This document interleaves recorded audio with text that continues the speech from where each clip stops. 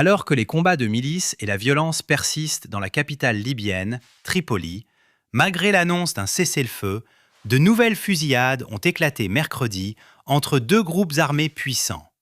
Certains activistes ont catégoriquement rejeté le discours de Saïf al-Islam Kadhafi, jugé menaçant et provocateur. La plupart des gens s'attendaient à un langage conciliant, voire des excuses pour les actes de l'armée ou du personnel militaire ayant causé la mort de centaines de personnes dans les rues de Benghazi, de l'Est libyen et même de Tripoli. Malheureusement, il n'en fut rien. L'OTAN, la CIA et les services de renseignement européens n'avaient jamais anticipé qu'un jour, quelqu'un chercherait à venger Kadhafi. Aujourd'hui, ils sont en proie à une profonde panique, car le propre fils de Kadhafi a fait une apparition publique, et des rapports suggèrent qu'il souhaite reprendre le contrôle du pays. Des affrontements armés sont également signalés dans différentes régions de Libye, laissant entendre que cette tentative de reprise en main n'est pas aléatoire, mais organisée. Puisque le renversement de Kadhafi lui-même fut l'aboutissement d'une intense guerre de propagande contre les Libyens et que la Libye a sombré dans le chaos après sa chute, la panique de l'OTAN et de la CIA réside dans leur incapacité à combattre cette fois-ci par la propagande. Ils ne peuvent plus utiliser le peuple libyen pour se retourner contre le leader qui voulait faire prospérer le pays, mais qui fut renversé et assassiné. Alors, que se passe-t-il réellement ? Qui est ce fils de Kadhafi ? Que veut-il ? Et comment compte-t-il y parvenir ? Bienvenue sur Décoder le monde, au cœur d'un mystère politique qui secoue les fondations de la Libye. Restez avec nous pour découvrir la vérité sur ce retour inattendu et ses implications explosives pour l'avenir de la nation. Misrata a toujours été bien plus qu'une simple ville libyenne. Elle est le cœur battant du soulèvement de 2011, qui a mis fin au règne de Mouammar Kadhafi. Or, lorsque des coups de feu ont de nouveau retenti dans ces quartiers au printemps 2025, les Libyens ont immédiatement perçu la symbolique. Deux groupes, la Force des opérations conjointes et le 24e bataillon d'infanterie, tous deux nominalement fidèles au gouvernement d'unité nationale, basé à Tripoli, ont soudainement tourné leurs armes l'un contre l'autre. Ce que les observateurs extérieurs ont d'abord qualifié de routine de disputes de milices s'est rapidement révélé être bien plus profond. Des vidéos sur les réseaux sociaux ont montré des formations disciplinées, des véhicules équipés d'armes lourdes et des assauts coordonnés sur des points de contrôle le long de la route de l'aéroport. Les habitants ont rapporté que les combattants utilisaient des radios cryptées et se déplaçaient sous des ordres univoques. Ce n'était pas le chaos habituel des rues où des gangs rivaux se disputent les routes de contrebande. Cela ressemblait à une véritable campagne militaire. Dans le quartier d'Al-Garan, les routes ont été bouclées et la circulation civile interrompue, suggérant une tentative délibérée de contrôler des corridors stratégiques. Même les observateurs de longue date des conflits libyens, habitués aux escarmouches fragmentées, ont remarqué la différence de commandement, de planification et de timing. Bientôt, des intermédiaires tribaux ont chuchoté un nom qui n'avait pas été prononcé publiquement depuis des années. Saïf al-Islam Kadhafi. Aucune preuve directe ne l'a placé derrière ces opérations, mais le schéma était indubitable.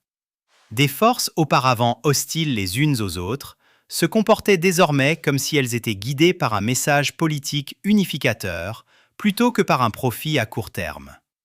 Les services de renseignement occidentaux ont rejeté ces propos comme de simples rumeurs, mais ont discrètement ouvert des enquêtes, reconnaissant ainsi l'importance de ces murmures. Le silence du gouvernement était tout aussi révélateur. L'administration du Premier ministre Abdul Hamid Dbeibah, soutenue par des drones turcs et la reconnaissance occidentale, n'a publié aucune déclaration pendant 48 heures. À Tripoli, les fonctionnaires craignaient de reconnaître une réalité qu'ils ne pouvaient pas contrôler, que Misrata, le berceau de la rébellion anti-Kadhafi, doutait désormais de la révolution elle-même. Les combats revêtaient donc une signification bien plus que locale. Ils sapèrent le récit central utilisé par l'OTAN pendant 14 ans, selon lequel l'intervention étrangère avait apporté la liberté à la Libye. À chaque roquette tirée, cette histoire se délitait. La bataille s'est terminée aussi soudainement qu'elle avait commencé, après une médiation de la 111e brigade et de la 63e brigade d'infanterie. Mais le cessez-le-feu semblait superficiel. Sous les rues silencieuses, quelque chose de plus grand s'éveillait. Une quête d'ordre après des années de désordre imposé. Cette soif de structure allait bientôt trouver son symbole dans la figure de celui qui fut autrefois l'homme le plus recherché de Libye. Pour l'Occident, Saïf al-Islam Kadhafi était censé être un chapitre clos. Capturé en 2011, détenu par la milice de Zintan et condamné à mort par contumace, il était officiellement hors jeu. Pourtant, en 2017, il s'est évadé de captivité grâce à une grâce négociée émise par les autorités de l'Est libyen. Aucune conférence de presse ne l'a annoncé. Il y a eu simplement une disparition des gardes et une réapparition de murmures. Pour ceux qui étaient restés fidèles au mouvement vert, sa survie a semblé être le destin. Pour les diplomates occidentaux, c'était un cauchemar reporté. Dans les étendues arides du désert du Fezzan, Saïf a reconstruit des contacts à travers des réseaux tribaux qui n'avaient jamais accepté la transition soutenue par l'OTAN. Pendant des années, il a vécu comme un fantôme, ne restant jamais longtemps dans un même village, toujours protégé par des anciens qui le voyaient non seulement comme un fils vengeant son père, mais comme le dernier espoir d'une Libye unie. Lorsqu'il a finalement refait surface publiquement en 2021, lors d'une interview, ses mots étaient mesurés, même sereins. La Libye doit à nouveau appartenir aux Libyens. Derrière la simplicité de cette déclaration se cachait un défi direct à chaque puissance occidentale qui avait profité de l'effondrement du pays. Pour comprendre pourquoi sa réapparition résonne, il faut se souvenir de ce que la Libye représentait sous Mouammar Kadhafi. Le père Kadhafi avait expulsé les bases militaires américaines, nationalisé le pétrole pour financer des programmes sociaux et financer le plus grand système d'irrigation d'Afrique, la Grande Rivière artificielle. Il envisageait une monnaie continentale adossée à des réserves d'or, ce qui menaçait le système du pétrodollar qui soutient la finance occidentale. Ce sont ces ambitions, et non le mythe de la préoccupation humanitaire, qui ont motivé la décision de l'OTAN de le renverser. Lorsque Tripoli est tombé, un modèle africain unique d'autonomie s'est effondré. Saïf a hérité de cet héritage, mais a appris de sa chute. Contrairement à la personnalité révolutionnaire enflammée de son père, Saïf projette une rationalité tranquille. Éduqué à la London School of Economics, maîtrisant la diplomatie occidentale, il parle le langage de la réforme, tout en conservant la substance de la résistance. Des années de captivité l'ont affiné. L'humiliation lui a donné de la patience. Cette combinaison, un vernis occidental avec une conviction anti-occidentale, le rend bien plus dangereux pour les puissances qui ont autrefois bombardé sa maison. Parmi les Libyens ordinaires, le nom de Saïf évoque désormais 3 mots longtemps absents de la vie quotidienne: stabilité, dignité et souveraineté. Les chauffeurs de taxi se souviennent des prix fixes du carburant. Les enseignants se rappellent des salaires versés à temps. Les femmes évoquent la sécurité dans les rues le soir. Les jeunes qui ne connaissent que le règne des milices voient en lui la chance d'une vie normale. Pour eux, une restauration de Kadhafi n'est pas une régression, mais une rédemption, un retour à l'ordre après le chaos importé. Pour saisir la panique occidentale, il faut revenir à l'opération Odyssey Dawn de 2011. Publiquement vendue comme une mission humanitaire visant à prévenir des massacres, elle fut en réalité une frappe économique préventive.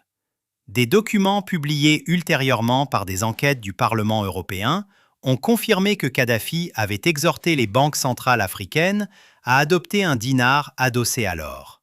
Si cette monnaie avait été lancée, les États riches en pétrole, de l'Algérie au Nigeria, auraient pu commercer en dehors du système du dollar, menaçant l'influence occidentale sur les marchés mondiaux.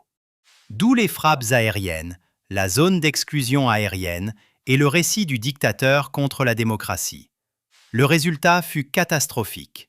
Un État-providence autrefois centralisé est devenu un champ de bataille fragmenté de milices et de mercenaires. Des marchés d'esclaves sont apparus en plein jour. Les données de l'ONU montrent plus de 400 000 personnes déplacées. Pour l'OTAN, cependant, l'objectif était atteint. Le pétrodollar était en sécurité et l'indépendance de la Libye était enterrée. 14 ans plus tard, le lent retour de Saïf al-Islam met en péril cette victoire. Son réseau s'étend désormais aux anciens officiers de l'armée, aux tribus du Sud et aux figures politiques désillusionnées par la corruption de Dbeïba. Son slogan « La Libye d'abord, l'Afrique unie, l'Occident dehors » encapsule une vision du monde totalement incompatible avec les intérêts occidentaux. Un retour de Kadhafi menacerait l'accès européen au pétrole bon marché, perturberait les accords de contrôle de la migration avec Tripoli et relancerait l'appel à un bloc économique africain indépendant de Washington et de Bruxelles. C'est pourquoi les groupes de réflexion de Londres à Washington publient désormais des rapports sur la nostalgie de Kadhafi, comme une menace pour la sécurité. Ils ne craignent pas la sentimentalité, mais la reddition de comptes. La possibilité que les Libyens comparent leur vie avant et après la libération de l'OTAN. Les manuels d'opération psychologique du Pentagone ne s'appliquent plus. La propagande perd de son pouvoir une fois que le public a vécu ses conséquences. Les Libyens n'ont plus besoin d'être convaincus de qui a détruit leur pays. Ils peuvent voir les ruines chaque matin. Les stratèges occidentaux admettent en privé qu'une autre intervention militaire est impossible. Le contexte mondial a changé. La Russie, la Chine et plusieurs membres de l'Union africaine s'opposent désormais à toute nouvelle incursion étrangère.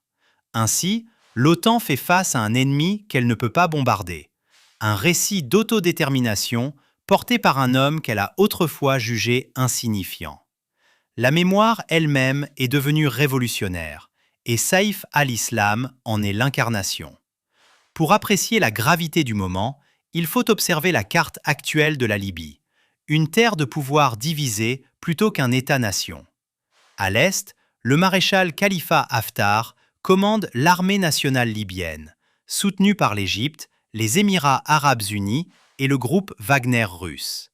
À l'ouest, le gouvernement d'unité nationale d'Abdul Hamid Dbeïba survit grâce au soutien des drones turcs et à la reconnaissance diplomatique occidentale.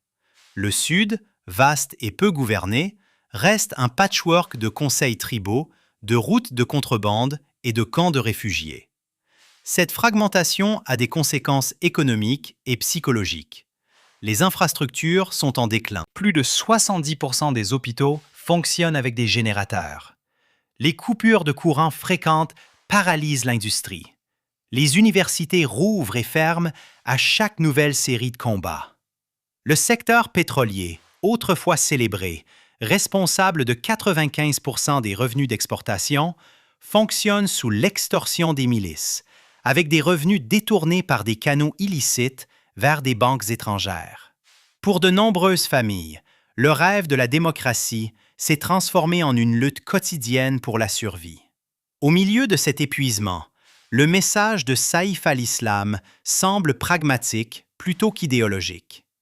Il part de réconciliation entre les tribus, de renaissance des institutions étatiques et de désarmement progressif par l'inclusion plutôt que par la force.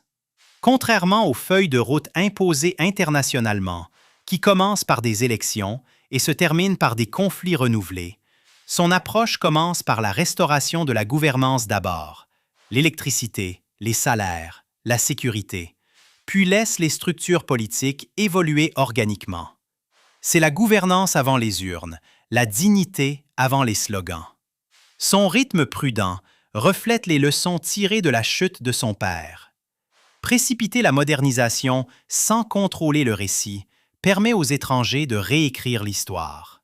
Par conséquent, Saïf se déplace silencieusement, cultivant la légitimité locale plutôt que de rechercher la reconnaissance occidentale.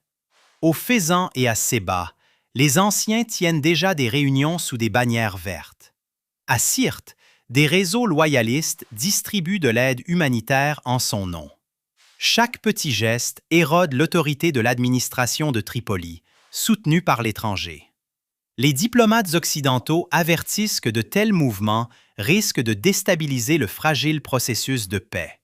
Pourtant, les Libyens rétorquent qu'il n'y a pas de paix à déstabiliser. La véritable instabilité, affirme-t-il, a commencé lorsque l'OTAN a démantelé l'État libyen au nom de la liberté. Reconstruire cet État, même sous l'héritage Kadhafi, représente donc non pas une rébellion, mais une restauration. Une Libye souveraine et fonctionnelle aurait des répercussions dans toute la région. Elle pourrait se coordonner avec l'Algérie et la Tunisie sur la tarification de l'énergie, rejoindre l'Égypte dans les réformes du transport maritime méditerranéen et rouvrir les corridors commerciaux vers l'Afrique subsaharienne. Chacune de ces étapes réduit l'influence européenne. Les enjeux géopolitiques s'étendent donc bien au-delà de Tripoli. Le succès de Saïf pourrait encourager d'autres nations africaines à remettre en question les dépendances néocoloniales. En ce sens, la lutte interne de la Libye reflète un éveil continental. Pensez-vous que l'Occident permettra aux fils de Kadhafi de reprendre le contrôle de la Libye, ou tenteront-ils de répéter le scénario de 2011 ? Si Saïf al-Islam revient réellement au pouvoir, la Libye trouvera-t-elle enfin la paix, ou les puissances étrangères créeront-elles un nouveau chaos pour l'arrêter ? Nous vous invitons à partager vos réflexions sur la question de savoir si Saïf al-Islam cherche à venger son père ou à racheter son pays. Merci de nous avoir suivis et restez connectés pour notre prochaine vidéo.